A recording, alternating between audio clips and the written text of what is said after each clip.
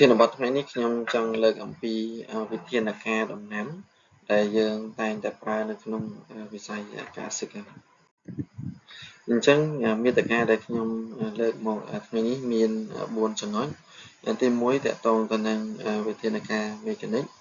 ទី2តកតងទៅនឹងវិធានការជីវសាស្ត្រហើយទី3តកតងទៅនឹងវិធានការសេដ្ឋសាស្ត្រហើយចំណុចទី4តកតងទៅនឹងការប្រើប្រាស់ថ្នាំវិធានការទី1ហ្នឹងតកតងទៅនឹងវិធានការមេកានិកអញ្ចឹងចំណុចទី1តកតងទៅនឹងការប្រើប្រាស់មុងឬក៏សំណាញ់ហើយចំណុចទី2តកតងទៅនឹងការពន្លិចទឹកឬក៏ការបង្ហូរទឹកចេញពីស្រែចំណុចទី3តកតងទៅនឹងការប្រើរនាំងការពារប្រភេទពពួកសត្វកកេរដូចជាកណ្តៅជាដើមអញ្ចឹងចំណុចទី4ហ្នឹងតកតងទៅនឹងការប្រើអង្គប់ឬក៏សម្រាប់ចាប់ពពួកសត្វកណ្តៅយើងអាចបើសិនមានវត្តមានតិចយើងអាចចាប់ដោយដៃ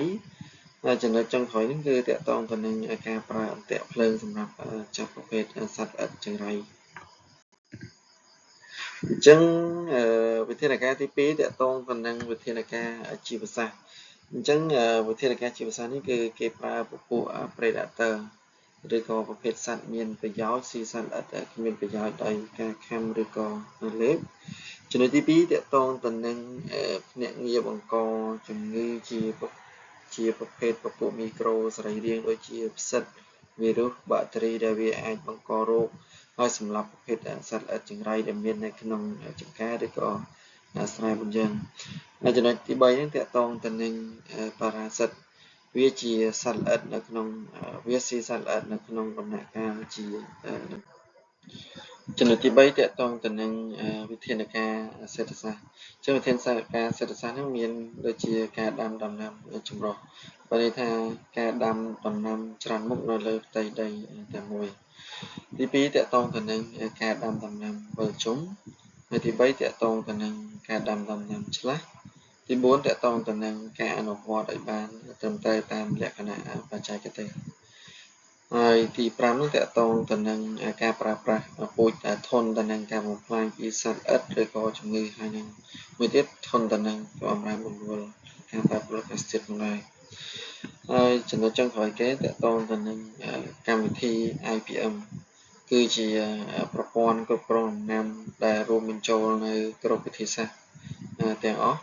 ដើម្បីថែរក្សានិងការពារដំណាំឲ្យដុះលូតលាស់បានល្អទទួលបានទិន្នផលខ្ពស់ធានានៅនិរន្តរភាពផលិតកម្មប្រសិទ្ធភាពសេដ្ឋកិច្ចនិងការការពារនៅសុខុមាលភាពរបស់ប្រជាកសិករក៏ដូចជាបរិស្ថានផងដែរអញ្ចឹង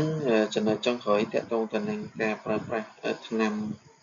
អញ្ចឹងតកតងថ្នាំទីនេះយើងមានប្រភេទថ្នាំពុលដែលផ្សំពីធម្មជាតិដើម្បី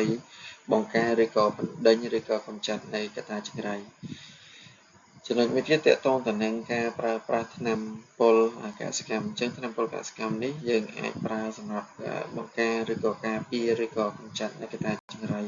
ដើម្បីកុំឲ្យវាស៊ីបំផ្លាញ